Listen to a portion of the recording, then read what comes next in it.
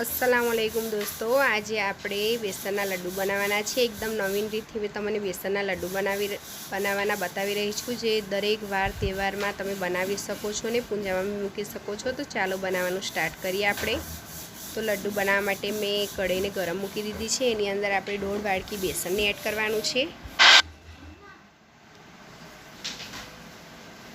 1.5 વાડકી આપણે બેસન અંદર એડ કરી દીધું છે અને સરસ રીતે આપણે શેકાવા દેવાનું છે। ધીમા તાપે આપણે એને સરસ રીતે શેકાઈ જવા દેવાનું છે બેસનને। તો જ્યાં સુધી બેસન શેકાય છે ત્યાં સુધી તમે મારી ચેનલ ટેસ્ટ ઓફ ખત્રીને સબસ્ક્રાઈબ કરીને બેલ આઇકન જરૂરથી દબાવી દેશો। સરસ રીતે આપણું બેસન શેકાઈ ગયું છે અને આપણે એક બાઉલની અંદર નીકાળી લઈશું। બેસનને આપણે ઠંડુ પડે ત્યાં સુધી આપણે જે પેનની અંદર બેસન શેક્યું હતું તેની અંદર આપણે 1.5 વાડકી ખાંડ એડ કરી દેવાની છે। આપણે 1.5 વાડકી ખાંડ એડ કરીને એની અંદર 1 થી 1.5 કપ જેટલું એની અંદર આપણે પાણી એડ કરી દઈશું અને પાણી એડ કર્યા પછી આપણે સતત હલાવતા જઈને જાડી એવી ચાસણી તૈયાર કરવાની છે અને એને એટલું હલાવવાનું છે કે જેથી એની અંદર પાછી જે ખાંડ હોય તે ખાંડ તૈયાર થઈ જાય એ રીતનું આપણે હલાવીને એને તૈયાર કરી દેવાનું છે। એકદમ નવીન રીતથી મેં તમને આ લડ્ડુ બનાવીને રેસીપી બતાવી રહી છું, તો ઠેઠ સુધી મારી સાથે જોડાયેલા રહેજો। ચાસણી તૈયાર થાય છે ત્યાં સુધી આપણે બેસન જે શેક્યું છે તે ઠંડુ થઈ ગયું છે। એની અંદર આપણે દૂધ એડ કરવાનું છે। થોડું થોડું કરીને આપણે એની અંદર દૂધ એડ કરીશું અને એનો સરસ રીતે એવો ગોળ આપણે તૈયાર કરી દઈશું। બહુ પાતળું નહીં, બહુ જાડું નહીં, એ રીતના આપણે એને ગોળ તૈયાર કરી દેવાનો છે।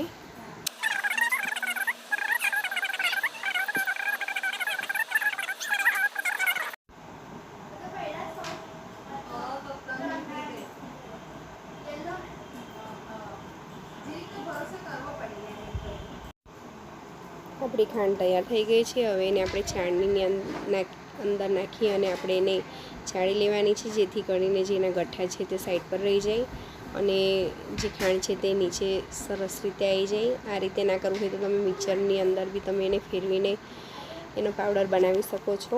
જે રીતે તમને યોગ્ય લાગે એ રીતથી તમે ખાંડને વાપરવા માટે યુઝ કરી શકો છો। તમે આ રીતે જે ખાંડ આવે તેને ખાંડ બનાવી રહી છું, જોઈ શકો છો તમે કે સરસ રીતે ખાંડ આપણી તૈયાર થઈ ગઈ છે।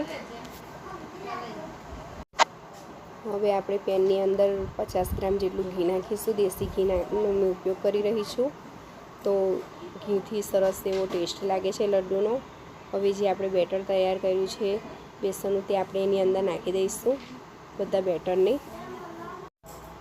આપણે ઘીની અંદર નાખી દીધું છે અને આપણે સતત રીતે હલાવતા રહીને એને સરસ રીતે આપણે શેકી લેવાનું છે। મીડિયમ ગેસ પર આપણે એને શેકવાનું છે। થોડીક વાર ડીમ, થોડીક વાર ફૂલ, એ રીતથી કરીને આપણે આ જે છે બેસનને શેકી લેવાનું છે। જોઈ શકો છો તમે કે સરસ રીતે બધું ઘી અંદર મિક્સ થઈ ગયું છે। આ રીતે બેસનને સરસ રીતે આપણે મિક્સ કરીને શેકી લેવાનું છે।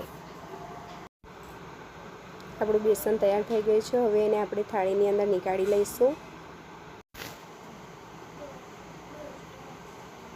આ રીતે થાળીની અંદર નાખીને એને થોડુંક આપણે ઠંડુ થવા દેવાનું છે। તેની અંદર આપણે અડધી ચમચી ઇલાયચીનો પાવડર નાખીશું। જે તમારે ડ્રાયફ્રૂટ નાખવા હોય તે તમે એની અંદર નાખી શકો છો। મેં પિસ્તા, બદામ અને ચારોલીનો ઉપયોગ કર્યો છે ડ્રાયફ્રૂટનો અંદર। તમારે જે નાખવા હોય તે તમે એની અંદર નાખી શકો છો। એને આપણે સરસ રીતે મિક્સ કરી દેવાનું છે। સરસ રીતે મિક્સ કર્યા પછી આપણે એની અંદર ખાંડ એડ કરવાની છે। હવે એની અંદર આપણે ખાંડ નાખ્યા પછી સરસ રીતે એને મિક્સ કરી દેવાનું છે। આ રીતે સરસ મિક્સ કરીને એને આપણે લડ્ડુ બનાવીશું। તમારી જે રીતની મીઠાશ જોઈએ એ પ્રમાણે તમારે એની અંદર ખાંડ એડ કરવાની છે।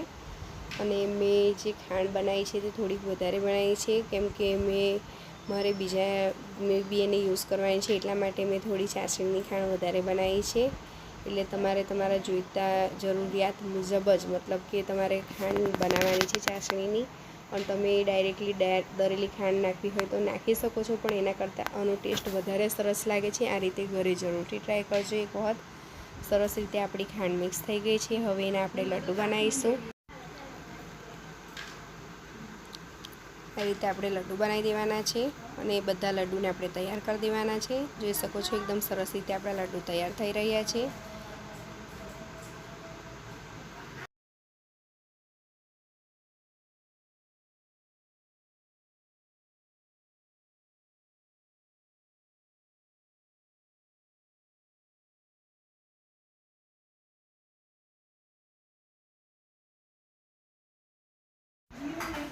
આપણા બધા લડ્ડુ તૈયાર થઈ ગયા છે, જોઈ શકો છો તમે કે ખૂબ જ સરસ લાગી રહ્યા છે। એક વખત ઘરે જરૂરથી ટ્રાય કરજો, દોસ્તોમાં શેર કરવાનું ભૂલશો નહીં। નવી રેસીપી સાથે ફરી મળીશું। અલ્લાહ હાફિઝ।